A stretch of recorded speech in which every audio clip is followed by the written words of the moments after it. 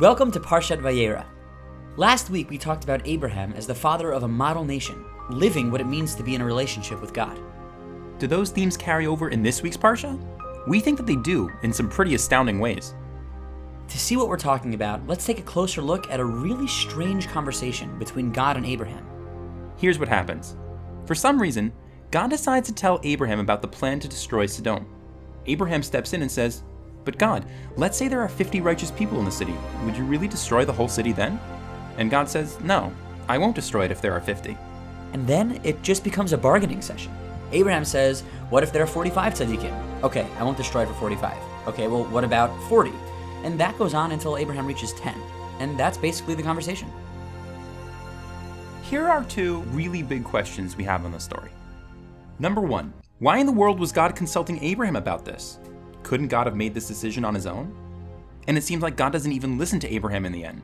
God just destroys the city anyways. Number two, the conversation between God and Abraham ends super abruptly. Abraham had just asked God if 10 people were enough to spare the city. God says yes, and then God just leaves. Vayelech Hashem ka'asher kilal daber el Avraham. God left just as soon as he was finished talking to Abraham. He never says, 10 is fine, but there aren't even 10, so I guess I have to destroy the city. He just leaves. What's going on here? Maybe their conversation wasn't really over. Hi everyone, I'm Imu Shalev. And I'm David Block. Welcome to the Parsha Experiment.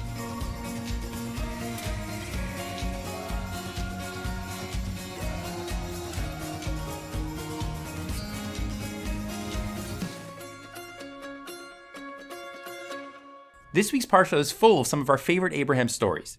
Even though we picked some pretty interesting questions to address this week, we unfortunately can't get to every exciting story.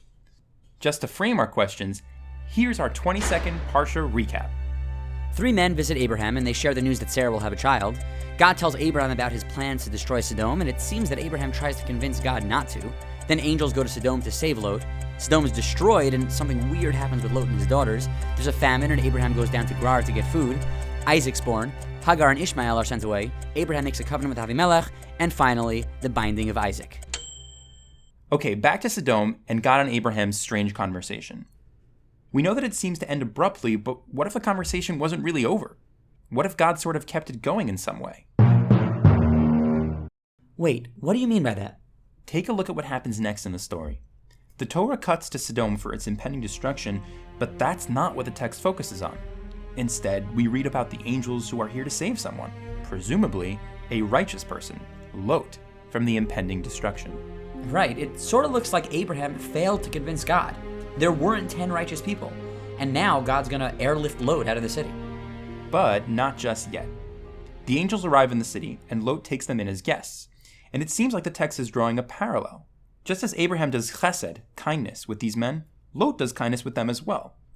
Lot is continuing the legacy of Abraham, doing good in a city of evil. But he's not quite as successful as Abraham. After Lot takes the men into his home, things go south very quickly. The people of Sedom are really angry. They seem to hate kindness to strangers, and they demand that Lot turn the people over to them. Lot tries to convince the mob not to harm the guests, and look at how the people react. Vayomru ha'echad bal agur, and they said, this guy Lot came to live here. Vayishbot shafot ata, and now he's going to be a judge over us? Lot stands up for justice and kindness, but unfortunately, he fails to influence the people of Sedom. The mob starts to press in on the house, and the situation becomes dire. The angels reveal to Lot that the city is about to be destroyed and that they're here to save him. But the angels aren't just there to save Lot. They're here to save some other people too. They ask him, Od mi lecha po, who else is here? Chatan, uvanecha, uvenotecha, your son-in-law, your sons, your daughters, v'chol asher lecha ba'ir, hotzei min hamakom. And whatever else you have in the city, take them out of this place. So let's count. Lot's sons-in-law, we see later that there are 2. His sons, and the plural language of banecha, indicates that there are really at least 2. And then benotecha, which is also plural, so at least 2 daughters, and that's 6.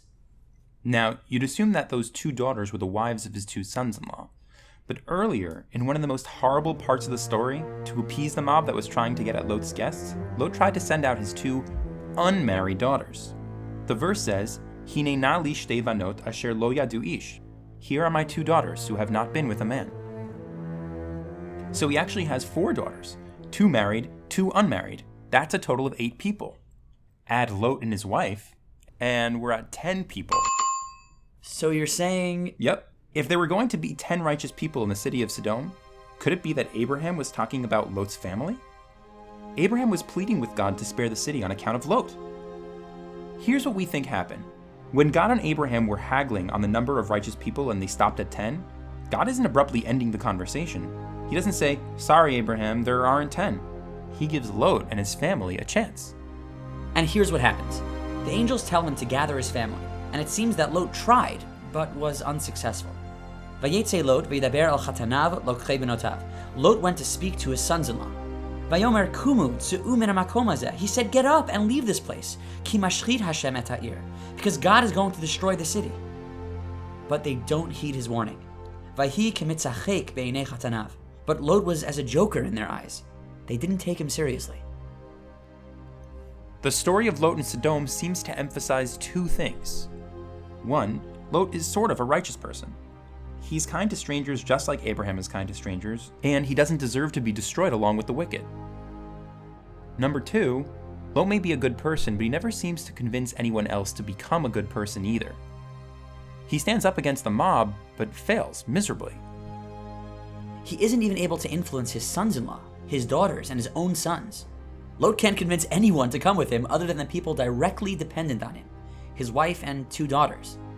In short, Lot's influence doesn't even extend over his family, 10 people. God told Abraham that if there were 10 righteous people, Sedom wouldn't be destroyed.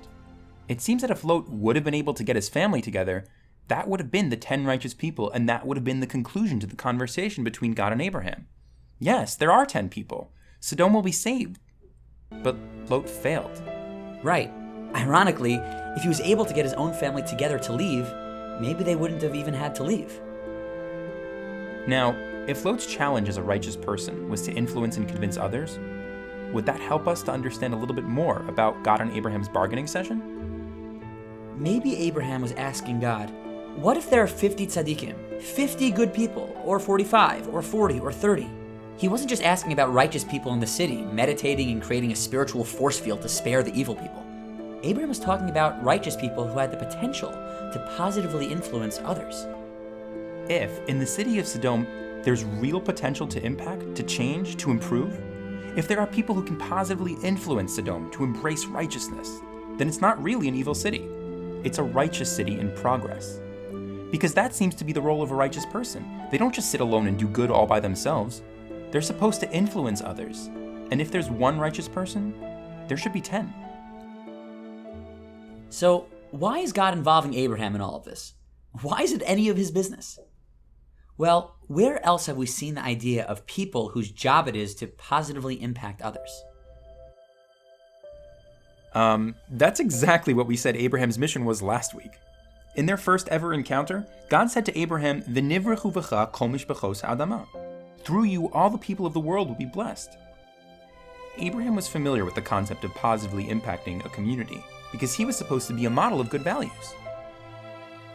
And take a look at the verses right before the conversation, when God decides to tell Abraham about the plan to destroy Sedom. We get a very rare glimpse into God's own mindset. The Hashem Amar, and God said, to himself it seems, "Hamechaseh ani me'Avram asher ani oseh?" Can I hide what I'm doing from Abraham? V'Avram hayo hiyeh legoy gadol v'atzum. Abraham is going to be a big, strong nation. V'nivrechu vo kol goyei haaretz. And through him, all the nations of the world will be blessed. Look at that. There's that phrase again. V'nivrechu vo kol goyei haaretz. The words that encapsulate Abraham's entire mission to bring blessing to the world. To be a model nation. And the pasuk teaches us that it's because of that mission that God chooses to tell Abraham about Sedom.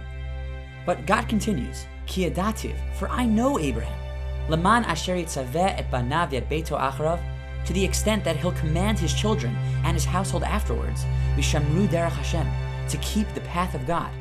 And what's that path? La'asot tzedakah u'mishpat, to do righteousness and justice. Look at what's going on here.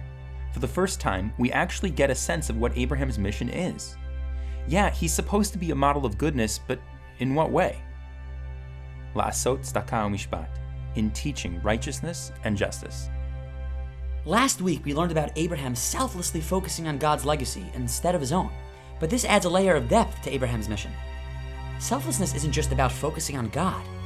It's about focusing on other people, too. It's about doing and teaching righteousness and justice in human relationships as well. And because of that mission, God chooses to engage Abraham in the conversation. It seems that God wants to teach Abraham something about his mission, about the power of influence. Abraham is confronted with the possible destruction of Sedom, and he's forced to consider what might save them. And he quickly realizes that the fate of the people in the city rests on the shoulders of the righteous, whose job it is to teach the qualities of justice and kindness.